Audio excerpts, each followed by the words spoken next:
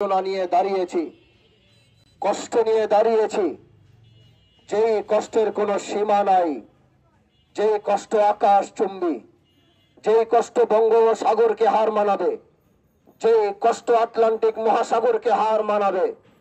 বাংলাদেশ হচ্ছে মুসলমানদের দেশ, বাংলাদেশ হচ্ছে অলি আউলিয়ার দেশ।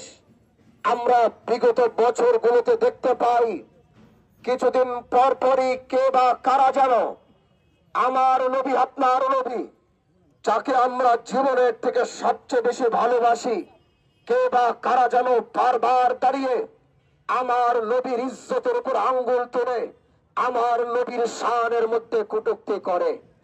আর দেখতে পাই তারপরে একটা হট্টগোল শুরু হয়, কারণ এদেশের মানুষ সব কিছু বরদাস্ত করতে পারলো, আমার নবী তো আমার ইমানের অংশ।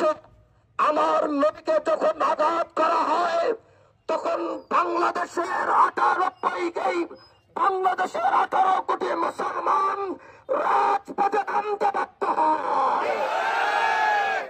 আমরা রাজপথে নামি আর আপনারা টেলিভিশনে বসে ব্রিফিং দেন, আপনারা পত্র পত্রিকায় তাড়াতাড়ি আপডেট দেন, তাকে বরখাস্ত করা হয়েছে, তাকে সরিয়ে দেওয়া হয়েছে, আবার এদেশের মানুষ ঠান্ডা হয়ে যায়। স্বাধীনতার 55 বছর পর থেকে আজ পর্যন্ত একই খেলা বারবার আমরা দেখে আসছি, আমরা একই নাটক বারবার দেখে আসছি। কিন্তু এবারের স্বাধীনতার পরে 24-এর গণঅভ্যুত্থানের পরে আমাদের বক্তব্য একটাই হবে, এখন থেকে যারাই নবীর শানে কটূক্তি করবে তাদেরকে বাইতুল মুকাররমের সামনে যদি ফাঁসির মঞ্চে না ঝুলানো হয়, সারা বাংলায় বিক্ষোভের আগুন জ্বলবে, আগুন জ্বলবে।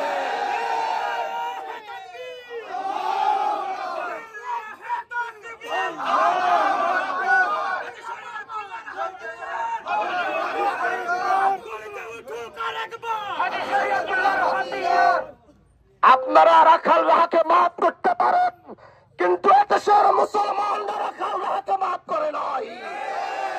আমাদের কথা স্পষ্ট, আমাদের কথা স্পষ্ট। এই নাটক আপনারা বন্ধ করুন, এই নাটক বন্ধ করে আজ পর্যন্ত মুসলমানের দেশে একটা নাস্তিক একটা নবীর বিরুদ্ধে কথা বলা নাস্তিককে আজ পর্যন্ত মৃত্যুদণ্ড দেওয়া হয় নাই। কিন্তু এবারের আন্দোলন হবে এমন আন্দোলন, এবারের আওয়াজ এমন আওয়াজ হবে, আপনার পুরো পুলিশ বাহিনী আর্মি দিয়ে গোটা 3.5 লক্ষ ফোর্স দিয়ে আমাদেরকে আপনারা আটকায় রাখতে পারবেন। আমরা স্পষ্ট বলতে চাই, ডক্টর ইউনূস সাহেব, আপনার ভয় কিসের? আপনি একটা আল্লাহর নবীর কটূক্তি একজনকে আপনি মৃত্যুদণ্ড দিয়ে দেখেন, গোটা বাংলাদেশের 18 কোটি মানুষ আপনার সাথে দাঁড়িয়ে থাকবে। আমাদের কথা স্পষ্ট, আমরা স্পষ্ট বক্তব্য দেই, আগামীর বাংলাদেশে আর কোন নাস্তিকের ঠাঁই হবে না। আগামীর বাংলাদেশে আল্লাহর নবীর কটূক্তিকারীর কোন ঠাঁই হবে না। যদি আপনারা ব্যর্থ হবেন, আমরা সেটা আমাদের হাতে নিতে বাধ্য হব। প্রিয় শিবচরের মানুষ, বাংলাদেশ একটি কঠিন পরিস্থিতি পার করছে। প্রিয় শিবচরবাসী, আপনাদেরকে বলে দিচ্ছি, বাংলাদেশ একটি কঠিন পরিস্থিতি পার করছে। আপনারা যদি প্রশাসনকে সহযোগিতা না করবেন, আপনারা যদি প্রশাসনের হাতকে শক্তিশালী না করবেন, আপনারা যদি বর্তমান সরকারকে তার বর্তমান সরকারের হাত শক্তিশালী না করবেন, তাহলে কোন একটা আবহাওয়া আমরা দেখতে পাচ্ছি যেটা আমাদের কারো জন্যই ভালো হবে না।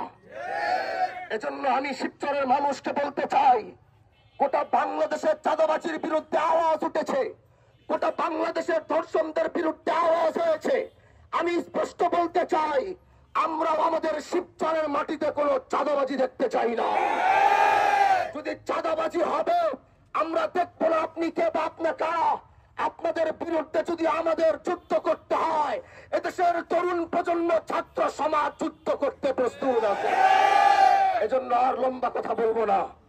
ধর্ষণের শাস্তি হবে মৃত্যুদণ্ড, নবীর শানে কটূক্তি করার শাস্তি হবে মৃত্যুদণ্ড। এই ফায়সালা থেকে বিন্দু পরিমাণ আমরা সরব না। রাজি আছি তো ইনশাআল্লাহ? বলে রাজি আছি তো ইনশাআল্লাহ। আজকে শুধু এখান থেকে শুরু করলাম। হাজী শরিয়াতুল্লাহ যেভাবে অন্যায় অবিচারের বিরুদ্ধে দাঁড়িয়েছে, আমাদের আন্দোলন হবে নাস্তিকদের বিরুদ্ধে, আমাদের আন্দোলন হবে নবীর ইজ্জতের শানে যারা কটূক্তি করেছে তাদের বিরুদ্ধে। যদি আমাদের রক্ত দিতে হয়, আমাদের জীবন দিতে হয়, আল্লাহকে সাক্ষী রেখে কারা কারা পারবেন তুই হাত উঠিয়ে দেখান। আমরা এখন মিছিল করব, আপনারা শান্তশিষ্টভাবে পিছনে থাকবেন, ব্যানার থাকবে সামনে। আমরা এটা